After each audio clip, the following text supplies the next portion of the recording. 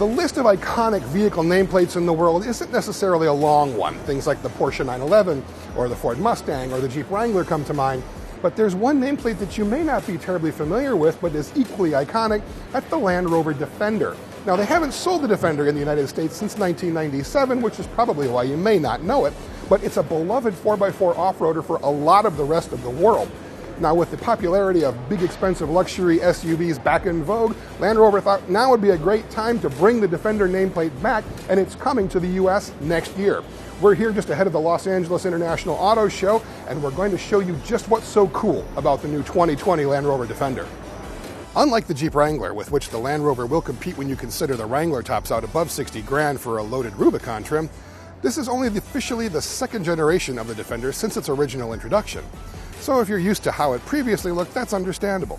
The new one is a complete departure from the slab-sided, riveted-together look of the old one.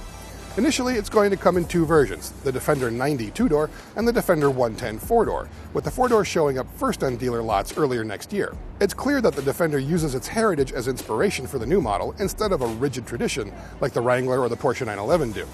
It's much larger and more aerodynamic than before, and it's switched to a unibody platform shared with the Land Rover Discovery. The look is clean and a bit generic, but cues from the old Defender still remain in the treatment of the side windows and the round headlight rings. If you opt for the top Defender X trim level, you get gloss black trim and satin finish skid plates. Wheels range from 18-inch stamped Steelies for people who do want to go off-road to 22-inch alloys for people who just don't. And the two-door will offer a full-length fabric roof for that open-air Lion Safari feeling. Both models are powered by a choice of engines, either a standard turbocharged 2-liter 4-cylinder making 296 horsepower, or a 3-liter turbo and supercharged inline 6-cylinder 48-volt mild hybrid engine making 395 system horsepower.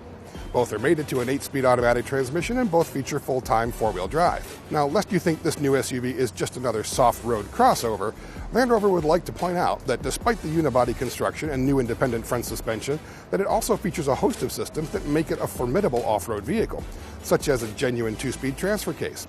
It also features a whopping 8,200-pound towing capacity with either engine. In the last Defender, you could manually lock the center differential, but the new one features an electronic system through the center console touchscreen that lets you lock either the center or the center and rear differentials. The terrain response system also allows you to select 3 different throttle and gearbox responses and then save all of these settings to one of 4 different profile settings, letting you choose your preferred configurations at the touch of a button. Or if you opt for the Terrain Response 2 system, you can leave it all in auto mode and the vehicle will sense what you're driving over and make appropriate adjustments. Think of it as a multiple sports settings like you'd find in a BMW M vehicle, but instead applied to off-road setups. It's pretty slick. The Defender has an adjustable air suspension that gives it a ground clearance maximum of 11.5 inches, and it can wade through over 35 inches of water.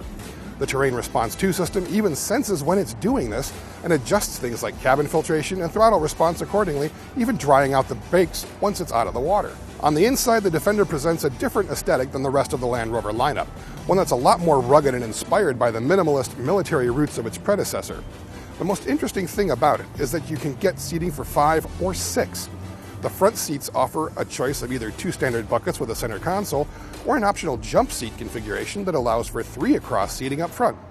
The Defender 110 model will also have an optional 2-person third row, but not when you also get the front jump seat.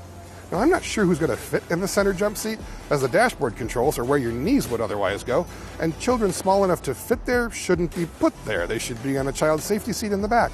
But it is a nod to the Land Rover tradition, so it's here.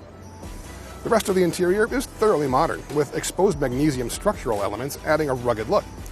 You can get standard cloth or optional leather depending on the trim level. The latest Land Rover multimedia system is present in a 10-inch touchscreen that includes Apple CarPlay and Android Auto functionality, and an optional Wi-Fi hotspot can be specified as well. Before the driver is a 12.3-inch configurable digital instrument cluster, while up to 5 USB ports allow your passengers to keep their electronics charged. When the new Defender 110 goes on sale early next year, it will offer a high level of customizability, with Land Rover bringing out over 100 accessories for the SUV. The new Defender 110 and Defender 90 arrive next year, and it starts with a base price for the 110 of $50,925 for the base model, and then ranging all the way up to $81,925 to start the top-line Defender X model. Now, the Defender 110 is going to show up first. The Defender 90 will be a little bit later in the year. Now, if you'd like to learn more about these new SUVs, you can look everything up at Cars.com.